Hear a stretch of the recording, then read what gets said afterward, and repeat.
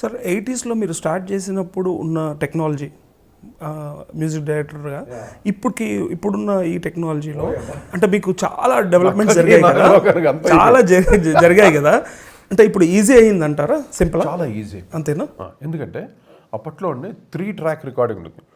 మేము వచ్చాక అంతకన్నా ముందు సింగిల్ ట్రాక్ రికార్డింగ్ ఉండేదంట. ఒకే ట్రాక్లో నాన్నగారు టైం వాయిస్, ఆర్కెస్ట్రా అన్నీ ఒకే ట్రాక్లో రికార్డ్ చేయాలి. ఇది అది మూకీ తర్వాత వచ్చిన ఫార్మాట్లో, అది 1940స్లో అలా ఉండేదంట. రన్ అది ట్రాక్ పెరిగి 3 ట్రాక్ వచ్చింది. 3 ట్రాక్ కాన్స్టెంట్గా ఒక దాదాపు 25 years వరకు. ఇది హాలీవుడ్ మూవీస్ అని అన్నీ 3 ట్రాక్ రికార్డింగ్లో చేసేవారు. అలాగా నేను 3 ట్రాక్ రికార్డింగ్ నుండి వచ్చాను. నేను అన్నీ ఒక ఆ రికార్డింగ్ అసలు అనలాగ్ రికార్డింగ్. అనలాగ్ సౌండింగే వేరు, అంత గ్రాండ్గా ఉంటుంది. ఇప్పుడు ఒక్క ఇన్స్ట్రుమెంట్ వాయించినా కూడా అంత రౌండ్గా ఉంటుంది అనమాట. ఒక గిటార్ వాయించినా, ఒక సితార్ వాయించినా కూడా రౌండ్గా ఉంటుంది. అదే డిజిటల్ వచ్చేసరికి ఫీబుల్ అయిపోద్ది. టింగ్ టింగ్ టింగ్, దానికి ఇంకో టింగ్ టాంగ్ టాంగ్ టాంగ్ టాంగ్ అన్నీ కలపాలి. ఇన్ని లేయర్స్ చేస్తే కానీ ఆ డెప్త్ రాదు డిజిటల్లో. అనలాగ్ రికార్డింగ్స్లో మీరు అడిగిన క్వశ్చన్కి 3 ట్రాక్ రికార్డింగ్లో అది అడ్వాంటేజ్. కానీ సపరేషన్స్ ఉండదు. స్టీరియో లేదు దాంట్లో. స్టీరియో ఎప్పుడు వచ్చింది? 6 ట్రాక్ వచ్చిన తర్వాత స్టీరియోఫోనిక్ వచ్చింది. Correct, stereophonic. మేము 3 ట్రాక్లోనే చాలా సంవత్సరాలు అన్ని సూపర్ హిట్ మ్యూజిక్ చేసాం దాంట్లో. మా ఫస్ట్ సినిమా ప్రళయ గర్జన నుండి, తర్వాత నా పిలిపే ప్రభంజనం, యముడుకు మొగుడు, ఇవన్నీ 3 track recording. Okay sir. Hello brother sir, hello brother multi track 24 track Otari ఉండేది. 24 ట్రాక్ అది అనలాగ్ రికార్డింగ్. ఫ్యాంటాస్టిక్ అనమాట. ఇంత టేప్ ఉంటుంది, పెద్ద టేప్. అది దాంట్లో చాలా డెప్త్ ఉంటుంది. అది హలో బ్రదరు, ముఠా మేస్త్రి, ఆ సాంగ్స్ వినండి మీరు, ఎంత గ్రాండ్గా. అందుకే నా క్వశ్చన్ అదే. హలో బ్రదర్ సినిమా టైంలో అంటే వేరే సినిమాలు వస్తుంటే ఆ సినిమా మధ్యలో రికార్డ్స్ అంటే సినిమా థియేటర్కి వెళ్ళినప్పుడు మధ్యలో వేసేవాళ్ళు ఊర్లలో. నాకు అది నా చిన్నతనం దిగురుతు అనమాట. ప్రియ రాగాలే గుండెలో ఉన్న పొంగుతూ ఆ బ్యాక్గ్రౌండ్లో వచ్చే ఇప్పటి వరకు ఆ కోరస్ని మర్చిపోలేకున్నాం అసలు. అంత గ్రాండ్గా, అంత పెద్దగా, అసలు ఆ లౌడ్నెస్ ఒక పాట కూర్చుంటుందండి అంతే, మనం ఏం చేయలేము. నాకు డౌట్ అదే 3 ట్రాక్ రికార్డ్ అదేంటి మల్టీ ట్రాక్ అయినా అసలు అది ఎంత గ్రాండ్గా వచ్చిందంటే మిమ్మల్ని మర్చిపోలేదు. డెప్త్ ఉంటుంది మీకు. అప్పట్లో ఐ థింక్ హలో బ్రదర్ టైంలో డిటిఎస్ లేదు. డిటిఎస్ కాదు, డిటిఎస్ లేదు. అప్పుడు ఓన్లీ మామూలు మోనోవే. ఆ మోనోలో కూడా మేము స్టీరియో చేసేవాడు సాంగ్స్, క్యాసెట్స్ వరకు. సినిమా స్టీరియో ఉండేది కాదు, థియేటర్లో మోనోవే ఉండేది. ఇప్పుడు డిటిఎస్, డాల్బీ, అట్మాస్ఫియర్ అన్నీ వచ్చినాయి. అట్మాస్ అని రకరకాల ఫార్మాట్స్ వచ్చినాయి. Soundings revolution. ఆ సౌండ్స్ వచ్చిన తర్వాత ఇంకా యంగ్స్టర్స్కి బాగా అది అడ్వాంటేజ్ అయిపోయింది. అంటే ఇప్పుడు వస్తున్న మ్యూజిక్ డైరెక్టర్స్కి చాలా ఈజీ అయిపోయింది. చాలా ఈజీ. కష్టం అంటే అప్పుడు చూస్తే కష్టం. చాలా ఈజీలో ఏంటంటే వాళ్ళకి కష్టం ఏంటంటే ఎప్పటికప్పుడు లేటెస్ట్ టెక్నాలజీ రావటం వల్ల దాన్ని అడాప్ట్ చేసుకోవాలి, దాన్ని అర్థం చేసుకోవాలి, దాన్ని ఇంప్లిమెంట్ చేయాలి.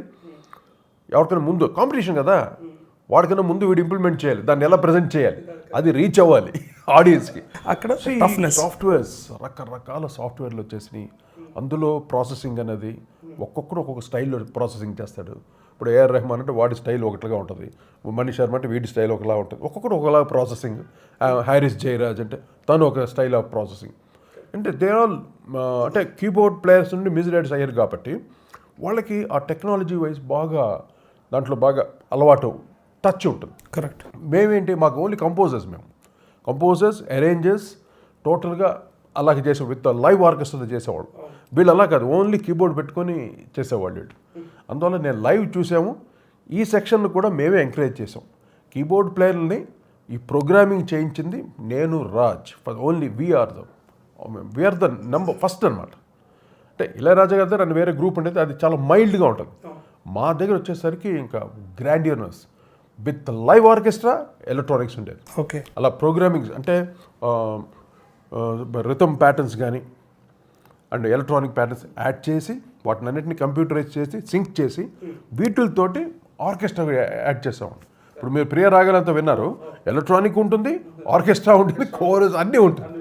అందువల్ల ఆ గ్రాండ్ స్ప్రెడ్ అది. అలాగా ఎలక్ట్రానిక్స్ ఉన్నా కూడా నేను నా రెగ్యులర్ ఆర్కెస్ట్రా వాళ్ళు ఎవరిని వదిలిపెట్టలేదు. నేను హైదరాబాద్కి షిఫ్ట్ అయినప్పుడు కూడా వాళ్ళకి పనులు లేవు అక్కడ. నేను ఇక్కడ వర్క్ చేసి వాళ్ళకి వచ్చే పేమెంట్ని వాళ్ళకి పంపించేవాడిని. వాళ్ళ పని చేయకపోయినా కూడా పాపం వాళ్ళు ఏంటంటే నన్ను నమ్ముకొని ఉన్నారు వాళ్ళు. ఇప్పటికీ ఉన్నారు మీతో? ఇప్పుడు లేదు పాపం, అంతా అది అయిపోయింది. ఇంకా ఎంతవరకు పంపించగలను, కొంతవరకు నేను సహాయం చేశాను, నా చేతనైనంత వరకు చేశాను. తర్వాత ఇంకా నెక్స్ట్ ఏమైందంటే అక్కడ చెన్నైలో కూడా పాపం ఆర్కెస్ట్రా వాళ్ళు కొంతమంది వేరే వృత్తికి వెళ్ళిపోయారు, ఇంకా పనులు లేక. ఇన్సూరెన్స్ ఏజెంట్లని ఏదో బిజినెస్లు పెట్టుకుంటూ అలాగే అయిపోయారు పాపం. కొంచెం బాధ అనిపిస్తుంది. చాలా బాధ. ఎందుకంటే టాలెంట్ ఉండి అది మేము ఉన్నంత వరకు ఎవరికి ఆ కష్టాలు లేవు. ప్రతి ఒక్కొక్కడు చేతి నిండా డబ్బులే, కట్టలు పెట్టుకుని వెళ్ళేవాళ్ళు అందరూ. నా రికార్డింగ్ అంటే అందరికీ సాలిడ్ పేమెంట్స్, అందరికీ మంచి పేమెంట్లు ఇచ్చేవాడు నేను. నాకు అది ఆనందం, అందరూ బాగుండాలి అది కదా. అది ఎప్పుడు తీసుకోండి బాగుంటారంటారా, అందరూ కార్లు కొనుక్కునేవారు, స్కూటర్లు కొనుక్కునేవారు, ఫ్లాట్లు కొనుక్కునేవాళ్ళు. ఇలాగ సంపాదించారు నా దగ్గర. అందరూ బాగున్నారు. అలాగా అంత మంచిగా వెళ్ళాం కాబట్టి ఈ స్థాయికి మేము ఇప్పటికీ ఉన్న వాళ్ళందరూ ఆశీస్సులే మాకు. కరెక్టే. అంత మంచి డిఫరెంట్ స్కిల్ ఉండి కూడా వాళ్ళు వేరే రూట్స్లో వెళ్ళిపోవడం కొంత బాధ అనిపిస్తుంది. తప్పదు కదా. ఈవెన్ బాంబేలో ఎటువంటి మ్యూజిషియన్స్, అక్కడంతా లక్ష్మీకాంత్ పేర్లాలు, శంకర్ జయకిషన్ వాళ్ళతో ఉన్నప్పుడు హెవీ ఆర్కెస్ట్రా వాడేవాళ్ళు.